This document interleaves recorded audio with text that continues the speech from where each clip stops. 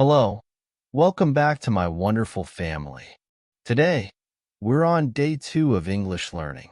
In this story, we'll discuss many challenges you face during the learning process. Let's start by talking about how to remember words before we begin. If you're new to this family, please like and share the video and subscribe to the channel.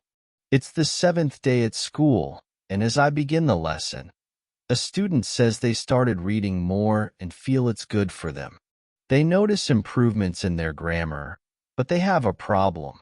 When they read, they look up a new word in a dictionary, continue reading, and then sometimes forget the word when they see it again just 10 minutes later.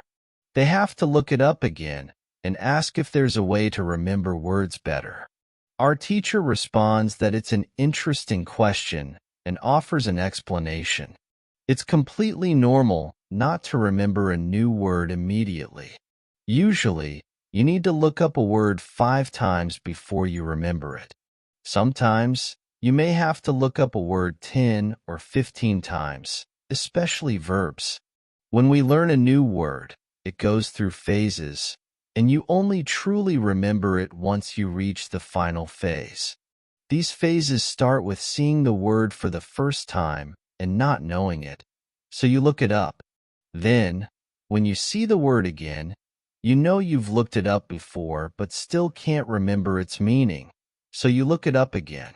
Next, you see the word and have a vague idea of its meaning, but you're not sure, like knowing it's some kind of object, animal, or verb.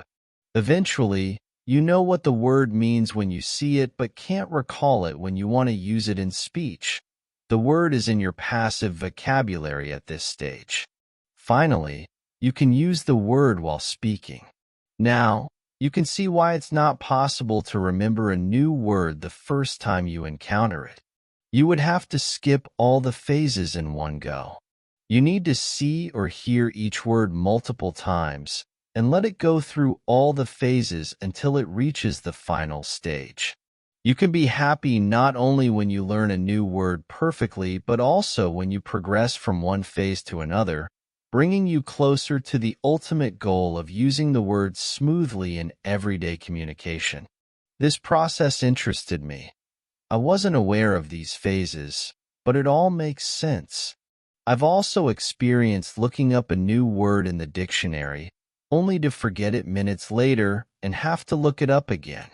I felt silly for not remembering the word, but now I know it's perfectly normal not to remember it immediately.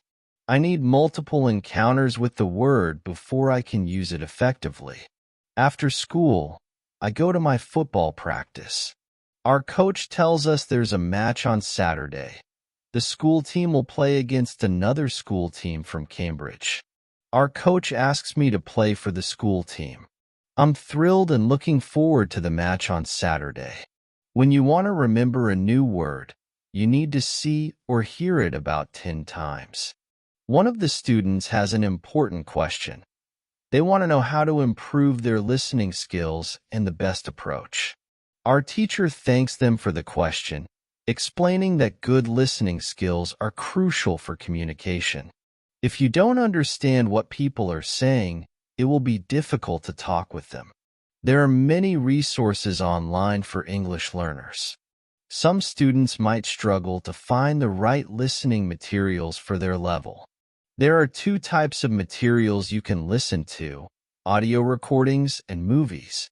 These are quite different and have different rules. When listening to audio, you should know 95% or more of the words. If the audio has many new words, read the text first if possible and ensure you know all the words. When practicing listening, focus on understanding spoken language, not on learning new words, although you may pick up some new vocabulary. It's essential to use materials suited to your English level. For instance, you can use graded readers that come with an audio recording. These books are fantastic because you can choose one that matches your English level. Read the book first, then listen to the recording, either at home or online.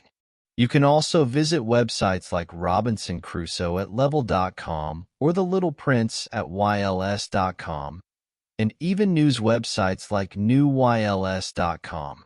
These resources offer materials at 3 different English levels. Another type of listening material includes movies and videos on YouTube. These are great too, and can be used when you know 2,000 words or more in English. Here's what to do with a movie. Watch it first with subtitles to understand the plot, then watch it again without subtitles. If you really like the movie, you can watch it multiple times. With each viewing, you'll understand more. It's also good to watch online videos on topics you're interested in, such as nature documentaries or reality shows. Reality shows are generally easier to understand than movies or documentaries because their structure tends to be more predictable. You should aim for at least 30 minutes of listening practice daily. The more you listen, the faster you'll understand more words. When listening, always focus on what you already understand, even if it's just 10% at the beginning. It's easy to get discouraged by the parts you don't understand, but focus on the progress you're making and celebrate each new sentence you comprehend. Listening is one of the easiest ways to learn. You don't have to do anything but listen. Did this information help you? Yes, the student says, finding the topic very interesting and now knowing what to do to improve their listening comprehension.